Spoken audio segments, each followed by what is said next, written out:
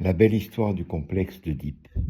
Dans l'ancienne conception du complexe d'Oedipe, l'enfant voulait coucher avec sa mère et tuer son père. Donc l'enfant serait une mauvaise personne et surtout, il faudrait ne pas trop l'aimer afin qu'il ne tombe à point amoureux.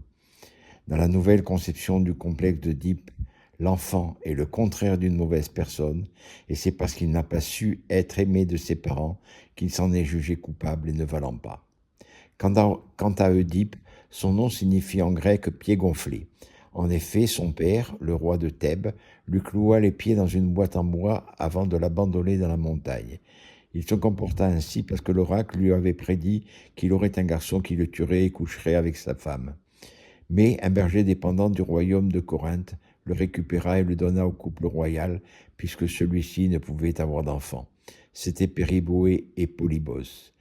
Oedipe eut une enfance heureuse jusqu'à ce que Tirésias lui fit sa prédiction. Ne voulant pas faire une telle chose, tuer son père et coucher avec sa mère, il les quitta sur le champ. Or, en chemin, il croisa au carrefour dit de la Fourche un char qui lui écrasa les pieds.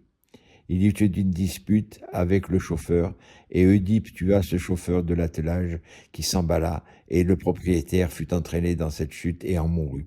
C'était Laïos, le roi de Thèbes. Une fois arrivé à Thèbes, la ville était sous l'empreinte de la Sphinx, qui était un animal à corps de lion, aigle d'aigle et visage de femme. Elle dévorait tous ceux qui ne savaient pas répondre à son énigme.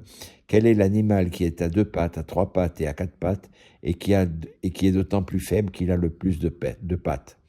Oedipe répondit que c'était l'homme, puisqu'il était à 4 pattes dans l'enfance, puis à 2 pattes à l'âge adulte, et enfin à 3 pattes avec une canne dans la vieillesse. La Sphinx, alors vaincue, se jeta de la falaise, et la ville de Thèbes put recommencer à vivre comme avant.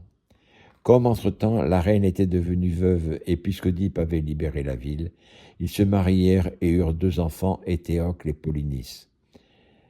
Les parents géniteurs d'Oedipe étaient Laïos et Jocaste de Thèbes, alors que ses parents affectifs étaient Périboé et Polybos de Corinthe. Donc en fait, Oedipe est bien victime du non-savoir-aimer de ces 2 couples parentaux. Mais qui sont les vrais parents d'un enfant? Ceux qui l'élèvent avec amour ou ceux qui n'eurent qu'une relation sexuelle? Du même ordre, dans la fécondation in vitro, qui sont les parents? Ceux qui vont élever l'enfant ou l'éprouvette et le gynécologue? Enfin, c'est en voulant fuir son destin qu'il y tomba. Certes, mais en près de 3000 ans, le destin n'a jamais dit qu'Oedipe ne devait pas être réhabilité. Point final.